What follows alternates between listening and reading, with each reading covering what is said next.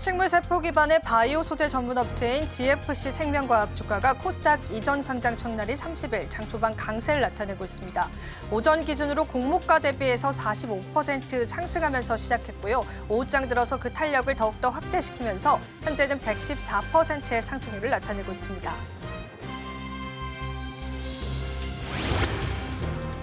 태강산업이 보유한 모든 자사주를 기초로 교환사채를 발행하기로 하면서 주가가 급락 양상을 나타내고 있습니다. 태강산업이 자사주를 소각해 주가가 상승하길 기대했던 투자자들이 팔자에 나선 것으로 보이고요. 오후장 들어서 그 낙폭을 확대시키면서 현재는 마이너스 11%의 하락세를 나타냅니다.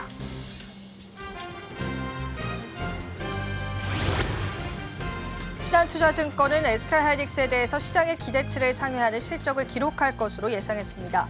투자 의견을 매수로 유지하고 목표 주가를 기존보다 무려 18% 올라서면서 38만 원으로 제시했습니다. SK하이닉스는 지금 현재 29만 500원을 나타내고 있습니다.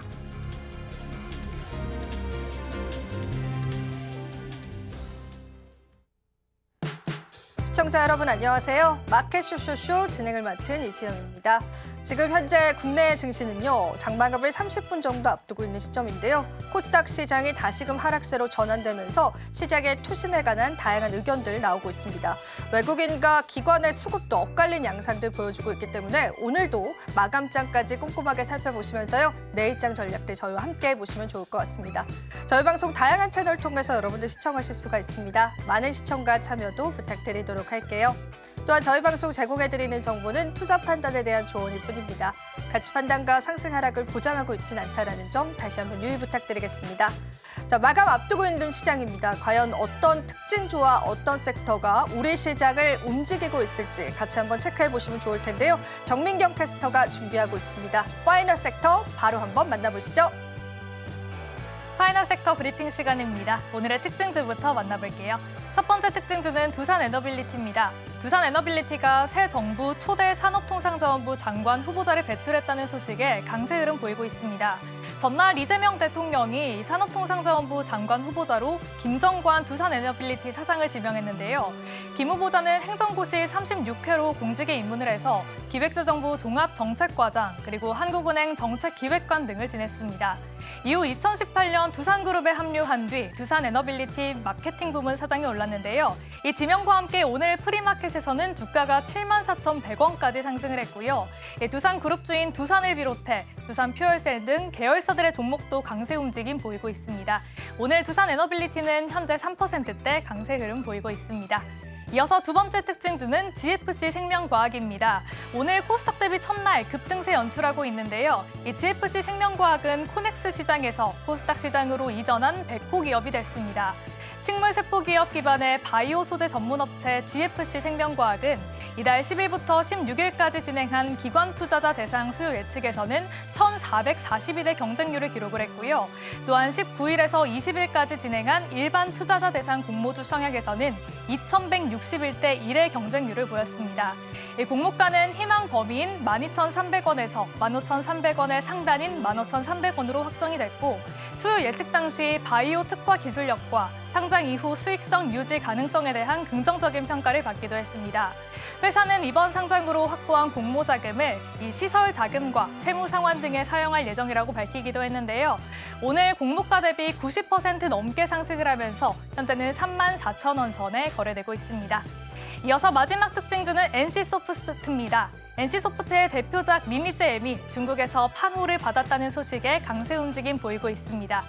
리니지 M은 2017년 국내에서 출시된 이후 8년간 국내 M마켓에서 최상위권을 유지하고 있는데요. 이 리니지 M은 지난 24일 천당 혈통이라는 제목으로 외자 판호를 획득을 했고요. 지난 금요일인 27일에는 리니지 M이 서비스 준비에 시작을 하고 있다라고 밝혔습니다. NC소프트는 국내에서 장기간 축적한 서비스 노하우와 철저한 현지화 작업을 통해 리니지 M 중국 진출에 본격적으로 나선다라는 계획을 밝혔는데요. 출시 일정 등은 순차적으로 공개할 예정이라고 합니다. 이 소식에 오늘 NC소프트 두 자릿수 강세 보이고 있습니다. 이어서 국내 테마 탑3도 바로 만나볼게요. 네, 첫 번째 테마는 알래스카 LNG입니다. 미국 측에서 알래스카 LNG 프로젝트에 한국이 참여하기를 바란다는 소식이 전해지면서 관련주들의 강세 움직임이 이어지고 있습니다. 여한구 산업통상자원부 통상교섭본부장은 최근 워싱턴에서 한미 관세 협의를 마쳤는데요. 여 본부장에 따르면 미국이 한국의 알래스카 LNG 프로젝트 참여를 공식적으로 요청을 했다고 합니다. 여 본부장은 기술적인 요인 등 논의를 통해서 한미 간 협의를 가속화하려고 한다고 전하기도 했습니다. 오늘 관련주로는 HD 현대미포가 5%대 강세 움직임 보이고 있고요. 삼성중공업과 대성산업도 강세 움직임 보이고 있습니다. 이어서 다음 테마는 오징어 게임입니다. 지난 27일 넷플릭스가 오징어 게임 3를 공개했는데요. 시청자들의 호평이 쏟아지면서 관련주들 하락세 보이고 있습니다. 오징어 게임 3는 공개 하루 만에 1위를 기록하며 흥행작으로서 이목을 끌었는데요. 하지만 미국의 영화 드라마 평점 사이트인 로튼토마토에서 비평가가 매긴 점수를 토대로 산정하는 토마토 지수는 83%, 팝콘 지수는 51%를 기록을 하고 있습니다. 시즌 1이 토마토 지수 95%, 그리고 팝콘 지수는 84%를 기록한 것에 비하면 부진한 평가를 받고 있는 건데요. 뉴욕타임스도 오징어 게임 3 공개 직후 창작물로 시즌의 가치가 있게 하려면 우리를 놀라게 할 만한 무언가가 있어야 했다라고 호평을 하기도 했습니다. 이런 소식에 오늘 관련주들은 일제히 하락을 하고 있는데요. 아티스트 컴퍼니와 아티스트 스튜디오가 20% 넘는 급락세 보이고 있고요. 위즈빅 스튜디오는 5%대 낙폭 보이고 있습니다. 이어서 마지막 테마는 스테이블 코인입니다. 한국은행이 추진하던 중앙은행 디지털 화폐 실험이죠. 이 프로젝트 한강의 2차 테스트가 잠정 보류되면서 관련주들이 하락하고 있습니다. 스테이블 코인 관련 종목은 그동안 사업 기대감에 주가가 가파르게 상승을 했는데요. 한국은행은 원화 기반 스테이블 코인 법안 처리 등을 지켜보고 프로젝트 한강의 진행 여부에 대한 논의를 이어갈 전망이라고 밝혔습니다. 이 소식에 관련주로 오늘 카카오페이가 8% 넘는 낙폭 보이고 있고요. LG CNS와 미투오는 두 자릿수 낙폭 보이고 있습니다. 지금까지 특징주와 국내 테마 탑3 만나봤습니다. 네, 파이널 섹터 오늘도 함께 만나봤습니다. 다양한 시장 종목군들과 섹터군들, 우리 시장의 움직임들 함께하고 있습니다. 자, 오늘 저희가 파이널 섹터 함께해 주실 분은요. SCTV 황민혁 전문가님입니다. 어서 오세요. 네, 안녕하세요. 네, 일단은 저희가 오늘 증시 움직임을 좀 체크를 해볼 텐데요. 코스닥이 하락으로 좀 전환됐습니다. 물론 이제 소폭이긴 하지만 시장 변동성 어떻게 또 보시는지 한번 이야기 들어볼게요. 네, 지금 코스피 지수가 현재 0.5% 상승인 반면에 코스닥 시장은 마이너스로 전환이 됐거든요. 근데 최근 들어서 코스피 시장의 분위기가 지난주를 기점으로 해서 좀 조정의 분위기가 좀 나오긴 했습니다. 외국인들도 계속 매도를 하고 있고 오늘도 역시 외국인들의 매도가 굉장히 좀 많이 나오고 있는데 이런 가운데서 사실 코스피 지수가 매도에도 불구하고 잘 버티고 있다는 말이죠. 시장이 버티고 있는 이유는 아무래도 선물 쪽에서의 매수와 옵션 포지션에서의 그 상승, 이게 지금 시장을 받쳐주고 있다고 생각이 드는데요. 결국은 이제 매도가 나옴에도 불구하고 주가가 받쳐주고 있다는 건 그만큼 시장이 여전히 강한 분위기가 나오고 있다, 이렇게 보셔야 될 것 같고요. 그리고 여기에 더해서 미국 시장에서의 어떤 기대감들도 아마 반영이 되고 있는 것 같아요. 실제로 미국 지금 현재 선물 지수가 상승세를 보여주고 있기 때문에 국내 증시는 미국 시장이 그래도 좀 올라갈 거다, 이런 기대감들, 이게 지금 국내 증시에도 상승을 좀 이끌어가고 있지 않나, 이런 생각이 들고요. 현재 코스피 지수하고 코스닥 지수는 최근에 저점을 이제 바닥을 찍고 올라가면서 굉장히 좀 긴급한 상승을 보여왔었습니다. 그런데 지금 이 상승이 어느 정도의 그 3,000포인트 위쪽에서 올라서면서 약간의 이제 매도 차익 물량들이 좀 나오고 있거든요. 이 매도 물량들이 빠지고 있는 건 결국 이제 하락으로 전환된다라고 볼 필요는 없고요. 이 매도 물량 자체는 이제 포트의 변경이다, 이렇게 말씀드렸죠. 그래서 지금은 외국인들이 매도하는 가운데서 다시 한번 시장이 자리 잡고 올라갈 때 외국인들의 매수가 어디로 몰리는지 이걸 좀 보셔야 될 것 같고요. 그리고 이제 많은 분들이 시장에 대해서 약간 좀 의문점을 좀 많이 제기를 하고 있어요. 과연 3,300포인트가 거의 다 왔는데 이 주가 지수가 과연 지금의 상승이 3,300포인트 넘어갈 수 있느냐. 그런데 과거에도 이런 식의 그 논점이라든지 이런 이제 불안감들 항상 있었던 시장이었고 항상 그 시기를 또 넘어왔었거든요. 지금 같은 경우에도 과거의 코로나 때 시장을 비교해 본다면 2017년도, 2018년도에 고점을 잡고 떨어졌다가 다시 올라갈 때 과거 2,600포인트의 고점을 또 넘어가기 전에 한번 시장이 또 흔들렸던 적이 있었습니다. 그래서 지금 같은 경우에는 과거의 시장 대비했을 때 지금은 현저히 좀 빠른 장이에요. 그리고 수급이 약간 부재하다라는 부분들이 있긴 하지만 2020년도와 2021년도에 주가의 상승을 주도했던 건 외국인들의 수급이 아니라 결국은 선물 시장에서의 매수가 들어오면서 시장이 올라갔던 거거든요. 그래서 지금 같은 경우에도 크게 다르지 않습니다. 이번에 주가의 조정은 이 단순 이 포트 변경이라든지 또는 일시적인 조정 정도라고 보시면 좋을 것 같고, 그래서 여기에서 다시 한번 저점을 잡고 또 흔들리는 과정에서 다시 또 올라가는 시점에서는 또 종목들을 공략하는 것도 충분히 가능하다. 그래서 지금은 지수가 올라갈 때도 사실 종목을 공략해야 되는 시점이고, 주가가 또 흔들릴 때도 역시 좀 저점에서 좀 싸게 주식을 담을 수 있는 기회다. 이렇게 보시면서 대응하시는 게 좋지 않을까 이렇게 말씀드리겠습니다. 네. 일단은 시장 자체에서 외국인의 선물 쪽의 매수는 2거래 연속으로 이어져 오고 있습니다. 이런 부분들을 봤었을 때 지수 상승에 베팅하는 외국인의 시선까지도 여러분들 챙겨보시면 좋겠습니다. 그럼 파이널 섹터로 한번 넘어가 보겠습니다. 오늘 첫 번째 특징주는요, 두산 에너빌리티 쪽을 좀 보겠습니다. 주가적인 측면에서는 오늘 시장에서도 상승이 나타나주면서요, 계속되는 우상향 기조가 좀 유지되는 것처럼 보입니다. 일단 시장 모멘텀적으로 좀 짚어볼 수 있을까요, 전문가님? 두산 에너빌리티 주가가 움직이면서 오늘 원전주들이 또 움직임이 나왔단 말이죠. 그런데 요즘에 흐름을 이제 보시면 두산 에너빌리티 쪽에서도 오늘 뭐 뉴스가 하나 나왔어요. 산업부 장관의 두산 에너빌리티에 또 이제 사장이 지명이 되었다. 이런 소식이 나왔고, 그에 따라서 이제 두산 에너빌리티의 주가가 또 올라갔다라는 건데, 사실 이제 후보로 지명이 됐고 후보자에서 이게 아직까지는 확정이 된 건 아니거든요. 근데 이게 어쨌든 기대감들이 주가에 또 반영이 되고 있고, 거기에 최근에 원전 해체와 관련된 기대감들이 이 원전주에도 역시 시세가 좀 많이 몰리고 있습니다. 그래서 지금 두산 에너빌리티는 여러 가지 호재들이 많이 있었는데 그 중에서도 또 추가적인 호재가 달성이 됐기 때문에 그래서 주가의 상승이 또 추가적으로 나오고 있지 않나라고 생각이 되거든요. 최근에 보시면 이제 뭐 인사들에 대한 새로운 임명 이런 소식과 관련해서 네이버의 주가도 또 올라갔던 부분들도 있었고요.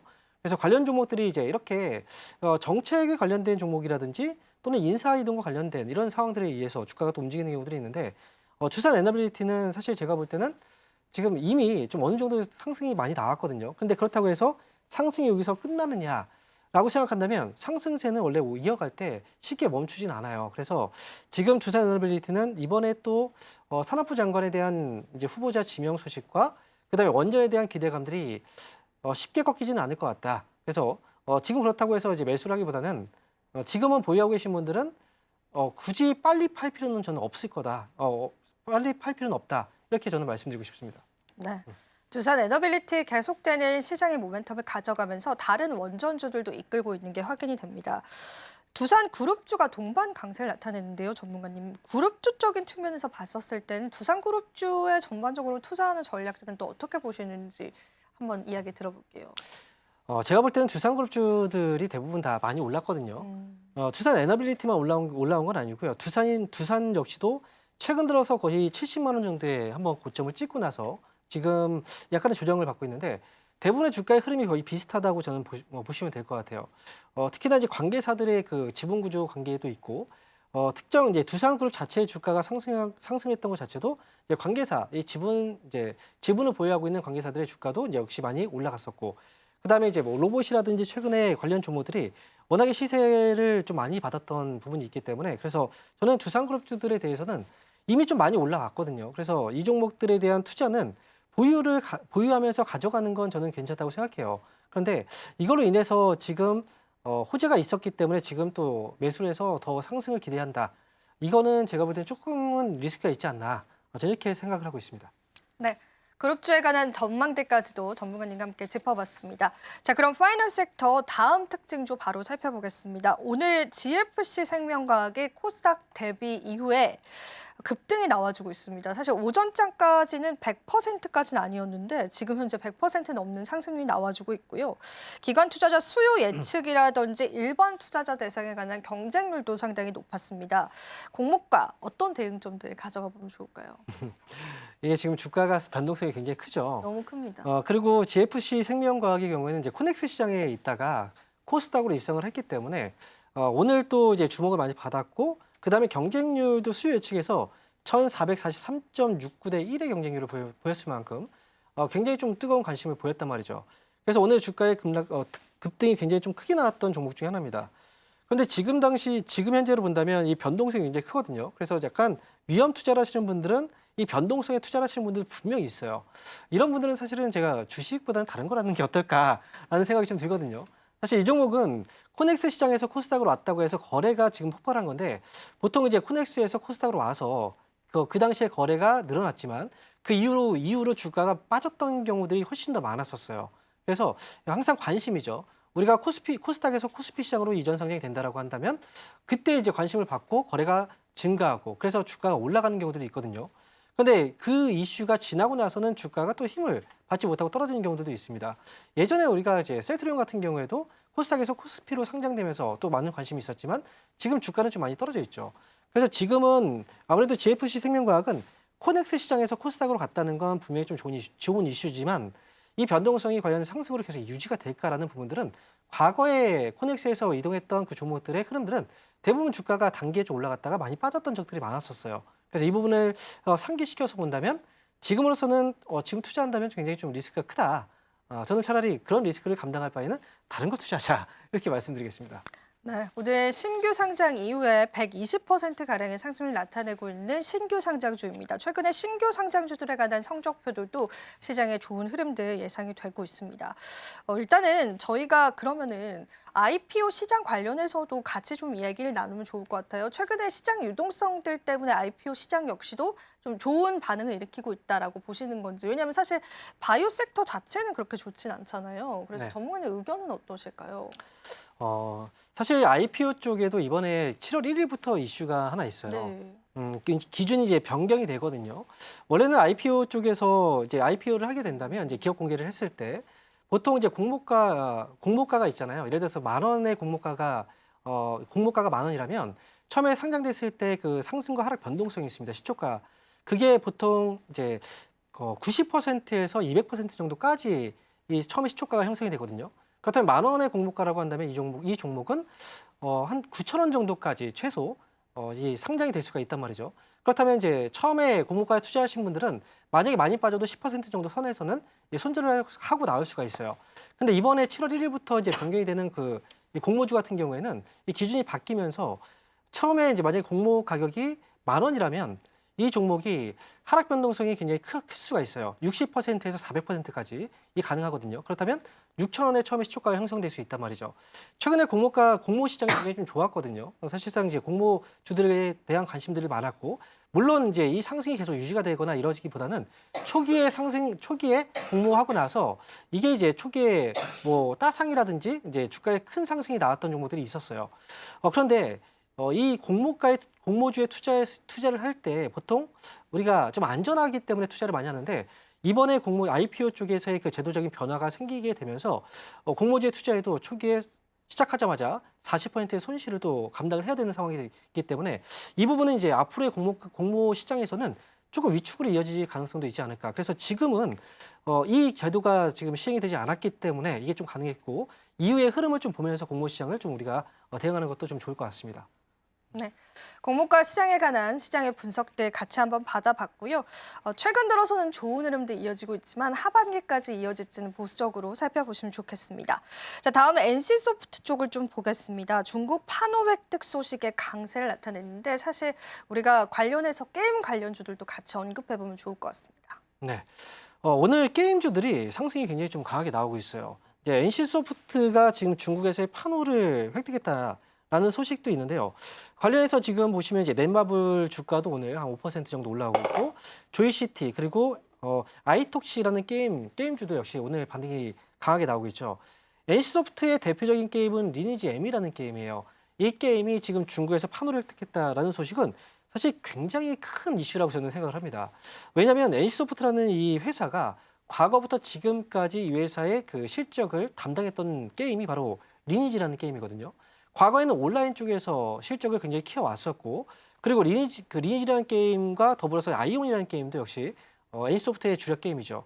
그런데 이게 모바일 시장으로 와서 단기 흥행에서 끝나지 않을까 생각했는데 굉장히 좀 장기 흥행으로 갔단 말이죠.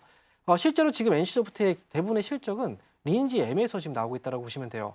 그런데도 이제 주가가 많이 떨어졌던 이유는 아무래도 이제 그 운영상에서의 어떤 문제점이 좀 있었거든요. 그래서 리니지 M 쪽은 사실상 아직 여전히 수요가 굉장히 많고 그다음에 실적도 굉장히 많이 나오고 있는데 이게 지금 중국에서 판호를 발급받았다는 건 중국에서 시장이 또 새롭게 열린다는 거거든요. 중국 쪽에서의 게임 시장이 열리게 된다라고 한다면 국내에서도 사실 NC소프트의 리니지 M 게임을 하시는 분들 돈을 많이 쓰시는 분들은 몇 억씩 씁니다. 그만큼 엄청난 그 소비를 소비 욕구를 불러일으키는 게임이기도 하기 때문에 아무래도 이제 NC소프트의 리니지엠 이게 중국 판호를 획득했다라는 건 저는 이제 주가가 여기에서 단계 상승해서 그치지 않을 수 있다라고 생각이 들고요.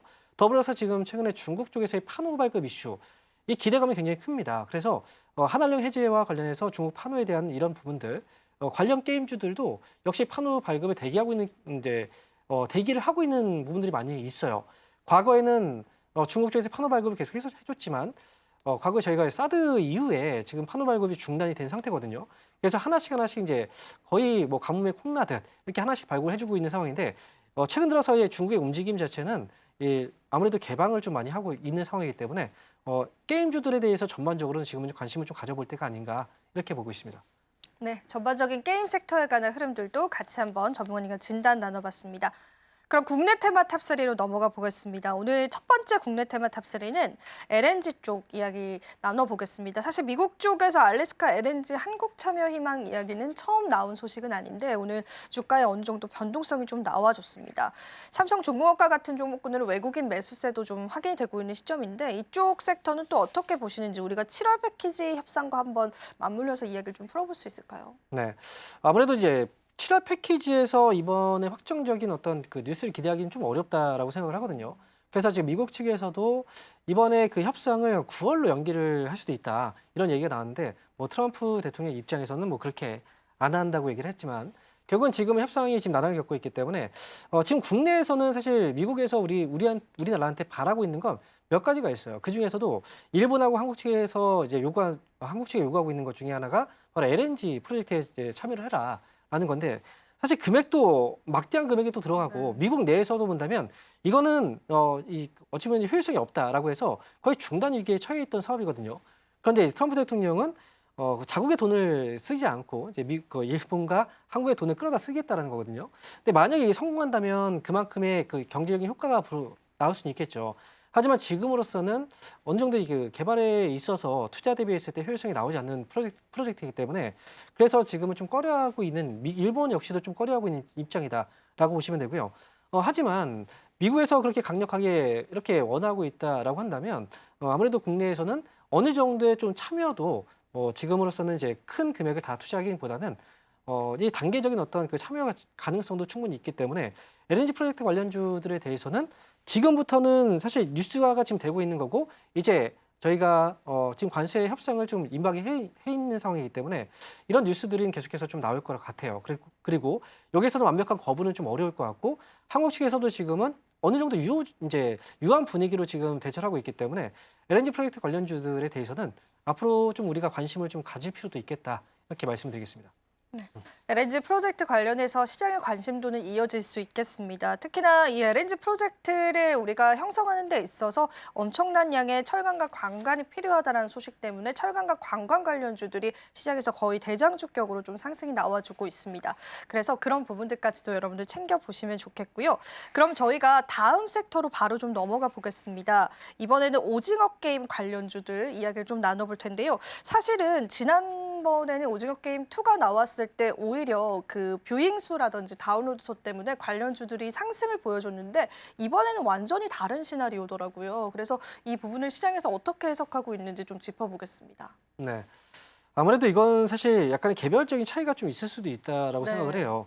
지금 오징어 게임 3가 지금 나왔고 이거에 대한 호평이 이어지면서 결국은 이제 오징어 게임 3 관련주들이 급락으로 또 이어지고 있는 건데 사실 저도 오징어 게임 3를 봤어요. 근데 저는 재밌게 봤거든요. 재밌으셨습니까? 네, 또 제 주변에서도 제가 또 물어봤는데 또 재밌게 봤다라고 하시는 분들이 좀 많았었습니다. 물론 기대감이 좀 많았어요. 오징어 게임 1이 워낙에 흥행을 했고 그다음에 2에서는 약간 좀 미적지근한 반응이 좀 있었고 그래서 3에 대한 기대감이 굉장히 컸었거든요. 그런데 이제 3가 막상 이제 상영이 되고 나서부터 이 그 평가가 좀 갈리었다라고 저는 생각을 해요. 그런데 아무래도 우리가 원래 그 오리지널 원작보다는 후속작들이 나왔을 때 후속작에 대한 원작이 크게 흥행을 했을 때 후속작에 대한 기대치가 높아지잖아요. 그걸 좀 채우기가 좀 어렵다라는 부분이 있습니다. 그래서 오징어 게임 3에 대한 어떤 이 호평 이거는 사실 지금 이미 나와버렸고 트렌드가 지금 돼버렸기 때문에 시장에서 분위기 자체가 그래서 이 관련 종목들에 대해서는 쉽게 주가가 또 반등으로 이어지기는 좀 어렵지 않나. 라고 생각을 하고 있기 때문에 관련 종목들에 대해서는 아무래도 이제 지금으로서는 하락이 좀 단기 멈추진 않을 것 같아요.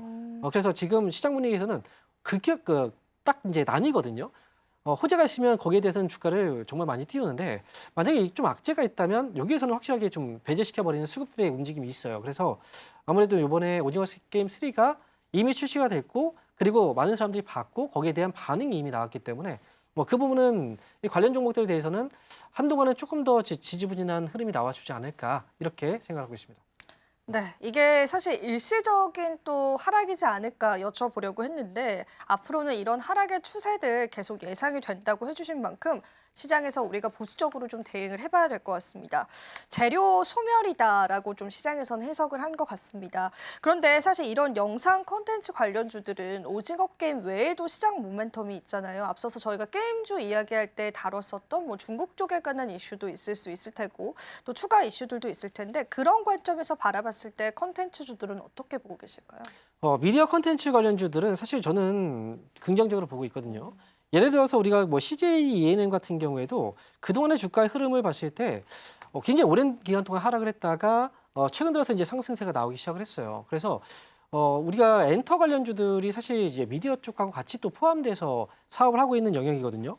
그래서 지금으로서는 우리가 예를 들어서 이제 또 한 가지 생각을 해보면 이 단순하게 미디어 쪽이 아니라 엔터 쪽하고 이제 K 콘텐츠와 관련해서 우리가 또 본다면 디어유라는 이 이제 회사가 있죠. 디어유 같은 경우에는 이게 그 팬덤 기반의 커뮤니케이션 이제 플랫폼 회사거든요.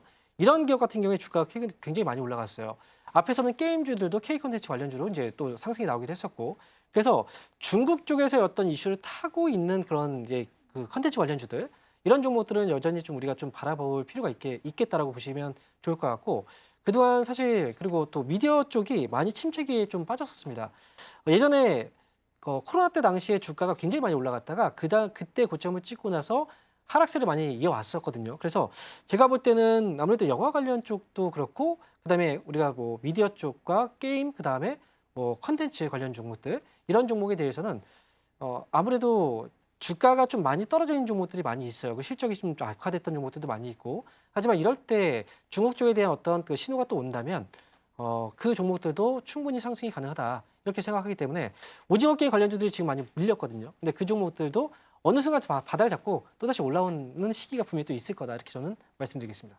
네, 영상 콘텐츠 관련주의 관점에서는 시장의 모멘텀들 계속 유지될 수 있기 때문에요. 여러분들 참고해 보셔서 투자 전략 한번 세워보시면 좋겠습니다.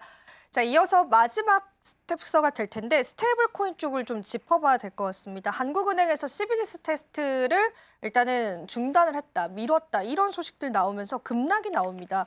분명히 투자자분들 중에서는 조정시 매수 관점 유효할까 이런 질문 많이 하실 것 같아요. 일단은 스테이블 코인 관련주 어떻게 보실까요? 네, 스테이블 코인은 예전에도 한번 이 부분을 다뤘던 적이 있었던 것 같아요. 근데 그 당시에도 얘기했지만 지금 전 세계적인 어떤 하나의 트렌드라고 저는 생각을 하거든요. 그래서 이번에 이제 테스트를 잠깐 중단했다라는 건 이걸 안 한다라기보다는 이제 잠정적인 중단이잖아요. 어느 순간 다시 한번 또 스테이블 코인과 관련해서 또 테스트가 진행이 될 거고 결국은 스테이블 코인 발행 쪽으로 간다라고 저는 생각을 하고 있어요. 이 스테이블 코인 발행 자체는 결국은 이제 통화 쪽에서의 주도권을 잡기 위한 거라고 저는 생각을 하거든요. 미국에서도 그만큼 스테이블 코인 발행에 대해서 트럼프 대통령도 이야기를 하고 있는 부분은 결국은 전 세계 시장에서의 나중에 이 디지털 통화 쪽으로 결국은 결제 수단이 이동을 할 수 있기 때문에 그 시장을 먼저 선점을 하지 못하면 나중에 되면 결국은 도태될 수밖에 없어요. 그래서 이제 결국은 그 디지털 화폐 쪽에서의 이 시스템을 미리 또 구축을 해놓고 그래야 나중에 시장도 그 시장에서 성장이 가능하거든요. 그래서 지금으로서는 이제 스테이블코인 관련주들이 잠시 쉬어가는 부분은 저는 있다고 생각을 하고요. 이 시기에 조정은 분명히 좀 들어올 수 있다라고 생각을 해요.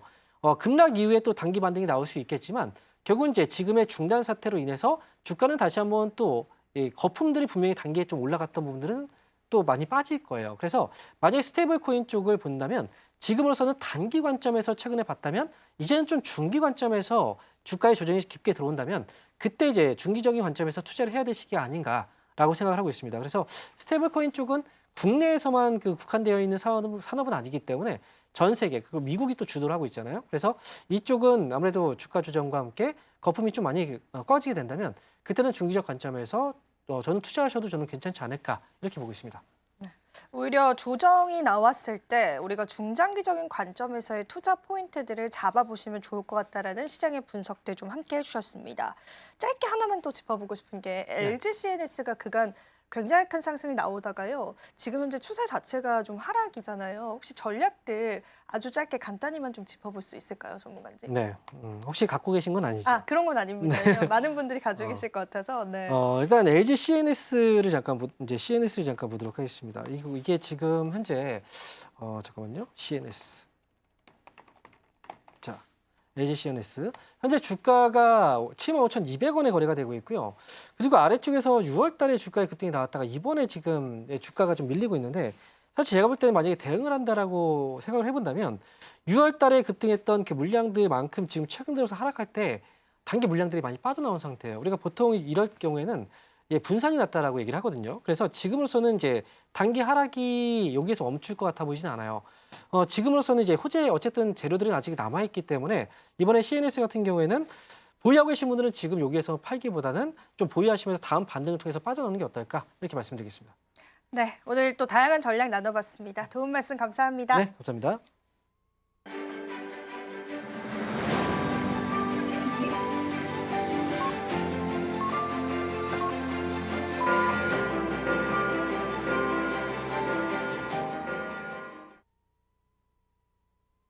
네, 상반기 마지막 거래일이었습니다. 우리 시장 장을 마쳤는데요. 장 막판까지 보합권에서 등락을 반복하던 우리 양지수 어떻게 마감을 했을지 지금 바로 만나볼게요.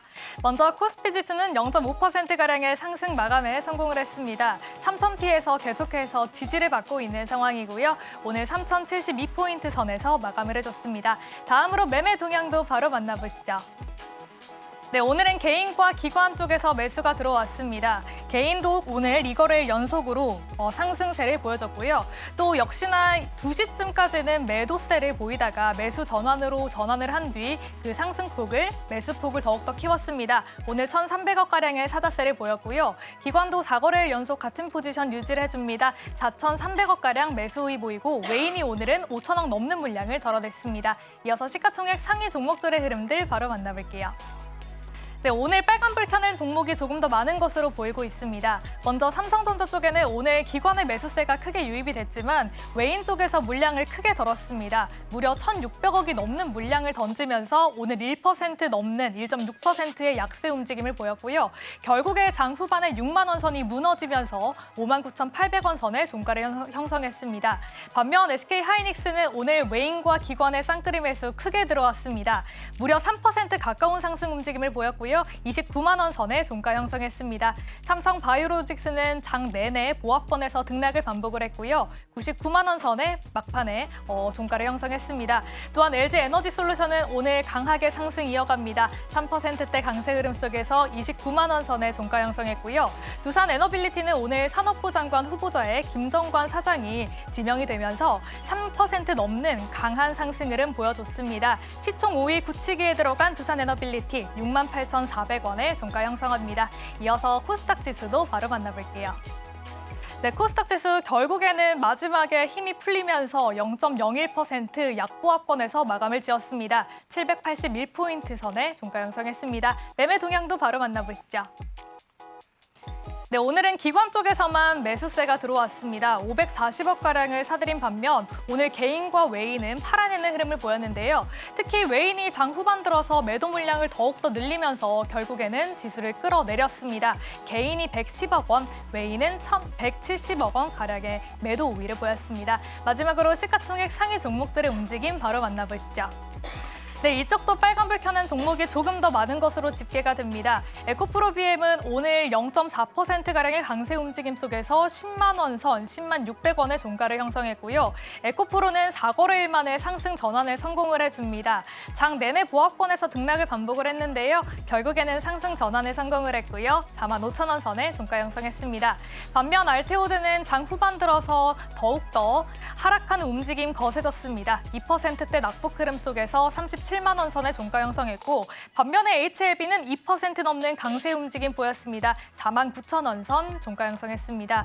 마지막으로 레인보우 로보틱스는 최근 들어서 하락하는 움직임 이어가고 있는데요. 오늘까지 3거래일 연속으로 하락세를 이어가고요. 1%대 낙폭 흐름 속에 28만 원에 마감했습니다. 지금까지 마감 시황 살펴봤습니다. 네, 오늘 국내 증시 마감 지어졌습니다. 코스닥은 하락으로 마감이 됐는데요. 그래도 코스피 지수가 상승세로 마감된 또 기분 좋은 시장이었던 것 같습니다. 오늘 마감 시장 전략과 함께요. 또 내일장 전략 함께 해주실 분입니다. SCTV의 이민 전문가님 모셨습니다. 어서 오세요. 네, 안녕하세요. 네, 일단 오늘 마감 전략 같이 한번 이야기 들어보겠습니다. 시장이 조금은 이제 눌려주고 있습니다. 조정 장세라고 좀 볼 수가 있는데요. 3천선 위쪽에서 계속해서 기간 조정이라고 보시면 될 것 같습니다. 전체적으로 시장이 좀 눌리는 좀 부분은 좀 있기는 합니다만은 오늘은 뭐 지수 대비해서 올라간 종목들은 그렇게 많이는 없는 것 같아요. 아마도 SK 이노베이션이라는 10조, 시가총액 10조가 넘는 종목이 거의 상한가 근처까지 올라가는 그런 부분이 코스피 지수를 끌어당긴 것 같고요. 두 번째로는 NC소프트가 요즘 게임주 중에서는 바닥에서 좀 바닥을 잡아주면서 10% 넘게 올라가는 이 종목도 시가총액 한 4조가 넘으니까 오늘은 시가총액을 그간 뭐 이렇게 상위 종목들을 위주로 좀 움직였다면 오늘은 중간 정도에 있는 종목들이 한 20% 넘게 10% 넘게 올라가면서 코스피 지수를 좀 견인을 해줬다라고 보시면 될 것 같습니다.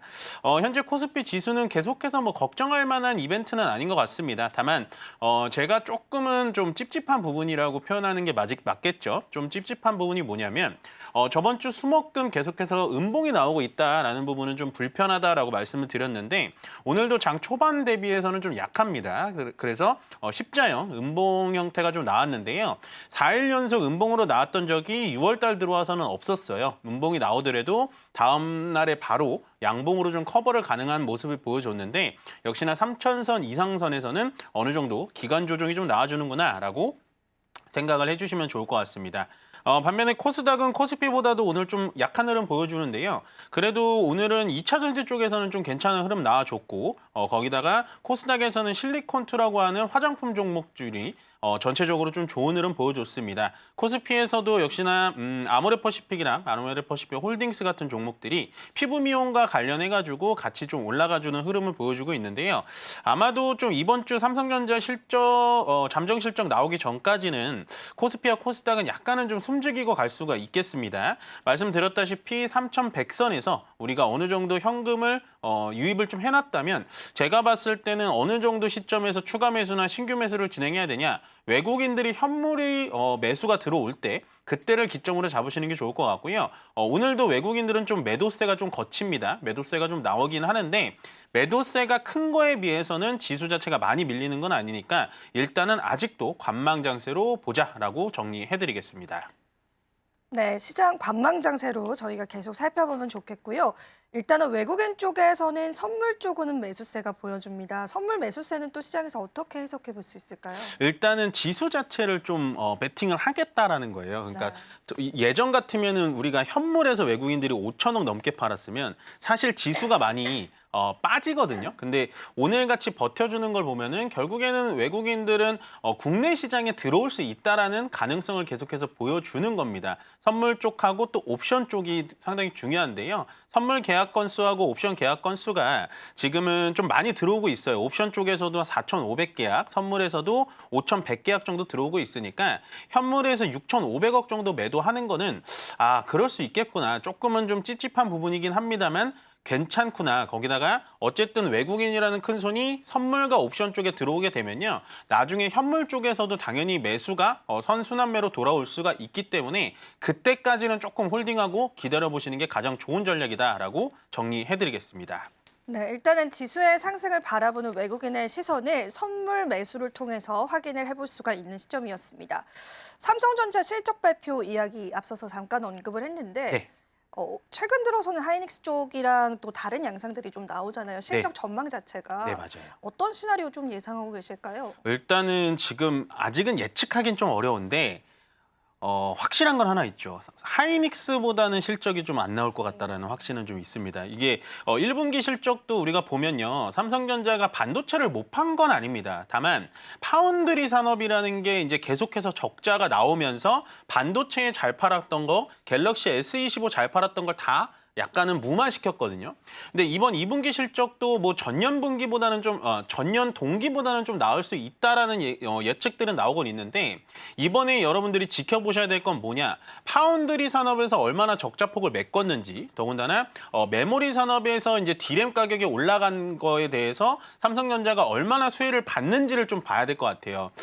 다만 이제 삼성전자에 대해서 굉장히 저도 좀 응원하고 있는 전문가로서 이번에 실적이 좀 잘 나와주겠거니라고 꿈을 가지시면 안 됩니다. 아마도 이번에도 좀 냉정하게 봐야 될 것 같고요. 일단 삼성전자가 지금 6만 원 선을 계속해서 돌파를 시도를 하고 있습니다만 돌파를 하지 못한다는 건 결국에는 HBM이 납품이 시작이 돼야 되는 거고요. 지금 뭐 AMD라든지 기타 회사들한테는 HBM을 납품을 하지만 결국엔 1등 회사인 엔비디아에 납품을 해야 되는 거고, 그다음에 두 번째, 삼성전자의 파운드리 사업부가 얼마나 적자폭을 줄이는지를 꼭 체크를 해보셔야 되는데 이번 실적에서는 그 두 가지만 꼭 체크를 해보시고 다음 3분기까지 조금은 긴 호흡으로 가져가셔야 된다. 이번 실적 발표에 의해서 일희일비하실 필요는 없다라고 정리해드리겠습니다. 네, 실적 발표 앞두고 삼성전자에 관한 전망까지도 같이 얘기 나눠봤습니다. 그러면은 전문가님과 마지막으로요, 내일장 시나리오 한번 예측을 해보겠습니다. 네. 내일 시장을 우리가 어떤 관점으로 시장 대응점들 가져가 보면 좋을까요? 일단은 지금 조정 장세가 들어왔어요. 네. 다행인 건 3천을 깨질 않고 위쪽에서 계속 버텨주거든요. 근데 요즘에 제가 봤을 땐 중요한 건 선물과 옵션 쪽에서는 외국인들이 들어오는데 현물에서는 삼성전자를 외국인들이 많이 팔고 있어요. 실적이 이제 나오기 시작하는데 그렇다라는 건 아직도 우리는 오늘은 개인 투자자들이 또 막아주고 기관 쪽에서 금융 투자가 좀 지수를 막 방어해주는 역할을 하는데요. 우리는 좀 영민하게 시장을 대응해야 될 것 같습니다. 물론 뭐 하루하루마다의 전략이 바뀔 수 있고 하루하루마다 제가 뭐 세밀하게 말씀드릴 수는 없지만 지금은 일단은 정고점을 찍고 나서, 그러니까 정고점을 돌파하고 나서 기간 조정의 장이 어느 정도까지는 진행될 수가 있어요. 그게 이번 주 제가 봤을 때는 트럼프 대통령의 그 관세 이슈가 어느 정도 좀 종료가 된다면 다시 시장 랠리가 좀 보여질 것 같고요. 더군다나 시장 자체가 지금은 뭐 이렇게 막 웅크러진 상태는 아닙니다. 다음 도약을 위해서 약간은 좀 눌려주는 장세니까요. 지금은 섣불리 이제 신규 매수나 추가 매수하지 마시고 외국인들이 현물을 들어올 때 거기에 리듬을 맞춰서 같이 천천히 들어오시는 게 훨씬 더 좋다. 지금은 눌려주는 시장이기 때문에 관망의 장세로 좀 지켜보시는 게 훨씬 더 좋아 보인다라고 정리해드리겠습니다. 네, 내일 시장의 전략도 관망 장세로 여러분들 시장 대응해 보시면 좋겠습니다. 자, 저희가 마감 이후의 시장까지도 전문가님과 함께 나눠봤습니다. 오늘 도움 말씀 감사합니다. 네, 고맙습니다.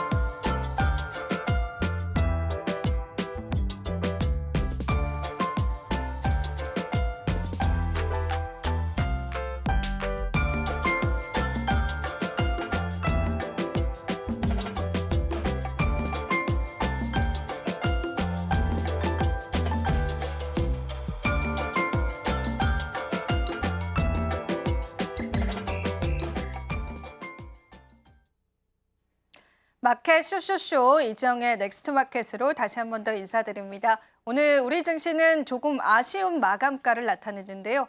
그렇다면 내일은 어떤 일정들이 기다리고 있는지 넥스트 마켓 통해서 내일장 시나리오 같이 살펴보겠습니다.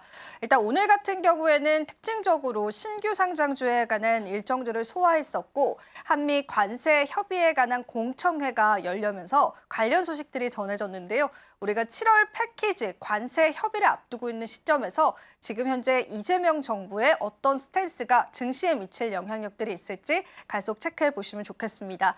내일은 6월달 무역 수지 발표가 있습니다. 이 무역 수지 자체가 상승을 했는지 하락을 했는지 또 어떤 관세의 영향력을 받아갔는지 체크해 보시고요. 미국 쪽으로는 민간 고용 수치도 예상이 되어 있어서요. 매크로 변수 같이 한번 살펴보시면 좋겠습니다. 앞서서도 삼성전자 실적 발표 이야기 나왔는데 삼성전자 측에서 파운드리 포럼이 열립니다. 이때 또 시장에 관련한 뉴스들 나올 수 있기 때문에요. 그 부분도 주시해 보시면 좋겠습니다. 자, 그렇다면 오늘의 넥스트마켓 주제입니다. 오늘의 SK하이닉스 쪽 증권사의 다양한 리포트들을 뜯어봤고요. 그 안에서 어떤 부분들을 우리가 주목해봐야 할지를 정리해봤습니다. 삼성전자와는 다른 모습들을 보여주고 있는데요. 증권사에서는 최근에 일제히 SK하이닉스에 관한 목표가를 상향 조정하면서 목표가 30만 원을 훨씬 웃도는 그런 목표가를 제시했습니다. 어떤 내용일지 자세히 한번 살펴보겠습니다. 일단 지금 현재 SK하이닉스는요. 오늘도 상승하면서 시가총액이 200조 원이 넘어갔습니다. 실제로 대략 10여 년 전에 SK에서 하이닉스를 인수하면서요. 12조 원, 16조 원에 불과했었던 시가총액이 10여 년 만에 굉장히 큰 폭으로 상승을 한 건데요. SK하이닉스가 10년 전에 HBM 시장에 가장 처음 뛰어들었기 때문에 그런 배팅이 시장에서 제대로 먹혔다라는 평가가 나오고 있습니다. 연초 대비한 상승률도 무려 63%, 그리고 2분기만 보더라도 48%의 상승률 내다보고 있는데 5월 달 이후에 또 순매수 규모만 보더라도 3조 원 이상을 가리키고 있습니다. 오늘도 외국인 쪽의 순매수까지도 확인해 볼 수 있는 시점이었습니다. 자, 그렇다면은 SK하이닉스가 더 오를 것이다라고 보는 그런 관점이 어디에 있는지 뜯어볼 텐데요. 일단은 HBM3 22단에 관해서요. 본격적으로 출하가 시작됐기 때문에 이 부분에 관한 실적이 2분기부터는 잡힐 것이다라고 보고 있습니다. 사실 HBM3가 출하가 되면서 굉장히 많은 수요를 나타내고 있다 보니까 SK하이닉스 내에서 반도체 사업 분야에서 HBM3E가 차지하는 비중이 이제는 절반 이상이 됐다라고 보셔도 과언이 아닐 것 같습니다. 게다가 최근에 퀄테스트 통과에 관한 내용들 나왔죠. HBM4에 관한 기대감들도 나오면서요. SK하이닉스의 실적과 주가는 HBM이 잡고 있다라는 증권가의 시선들 확인해 볼 수 있었습니다. 자, 이제는 우리가 삼성전자의 실적 발표를 소화하면서 SK하이닉스의 실적 발표도 소화를 해야 될 텐데요. 증권가에서는 SK하이닉스에 관한 실적 예상치를 어떻게 보고 있는지 좀 짚어보도록 하겠습니다. 자, 2분기 매출을 20조 원으로 보고 있고요. 영업이익은 8.8조 원 보고 있습니다. FN가이드에서 제시했었던 가이던스인데요. 하지만 일제히 증권사에서는 이보다 더 높은 영업이익률을 예상하고 있습니다. 신양투자증권, IM증권, 대신증권과 BNK투자증권까지 영업이익률이 8.8조 원이 아니라 9조 원을 웃도는 사상 최대의 실적을 기록할 것이다라고 보고 있습니다. 그 힌트는 지난주에 있었던 마이크론 실적 발표에서도 확인을 해볼 수가 있었습니다. 증권사에서는 일조일 모두 다 9조 원대의 시장 성장을 예측했기 때문에요. 이런 부분들 때문에 실적을 뒷받침한 주가의 상승 역시도 예상된다는 분석들 챙겨보시고요. 그런데 한국뿐만 아니라 해외 IB죠. JP모건 측에서는 2027년도의 영업이익률을요. 무려 60조 원으로 추정하면서요. 지금보다 훨씬 웃도는 시장의 성장을 내다보기도 했습니다. 이제 SK하이닉스는 국내 증권사뿐만 아니라 해외 IB에서도 주목하는 그러한 기업이 됐다라고 여러분들 살펴보시면 좋겠습니다. 자, 그렇다면 이런 실적과 이런 성장성을 놓고 봤을 때 과연 증권사에서는 어떤 목표가를 바라보고 있는지 마지막으로 한번 체크를 해보겠습니다. 다올투자증권에서는 SK하이닉스의 목표 주가를 35만 원까지 내다보고 있는 시점이고요. 그리고 KB증권과 또 한국투자증권 등에서는 34만 원까지의 목표가를 나타내고 있습니다. 지금 현재 SK하이닉스의 주가는 29 39만 원 선을 넘어가는 수치다라고 보시면 되고요. 현대차증권에서는 그보다 좀 아랫단인 32만 원 선을 내다보고 있는데 JP모건과 맥쿼리와 같은 해외 IB에서는요. 36만 원이 웃도는 SK하이닉스의 목표가를 바라보고 있다는 게 확인되고 있습니다. 조금 더 장기적인 뷰로는요. 40만 원에 근접한 38만 원까지도 내다보는 증권가의 시선도 있었기 때문에 이 SK하이닉스의 끝모르는 질주가 올 하반기까지도 이어질 것이라는 시장의 기대감들 여러분들 챙겨보시면 좋겠습니다. 종합적으로 정리를 해보자면 이번에 실적 자체가 영업이익률이 9조 원을 웃도는 성적을 발표를 한다면 마이크론뿐만 아니라 SK하이닉스 주가 역시도 우리가 상승으로 바라볼 수 있겠고요. 지금의 주가에서 더 큰 상승폭들까지도 같이 예상해 볼 수 있다는 거 마지막으로 체크해 드리도록 하겠습니다. 자, 오늘은 증권사에서 일제히 목표 주가를 상향 조정했었던 SK하이닉스의 목표 주가에 관해서 이야기를 나눠봤습니다.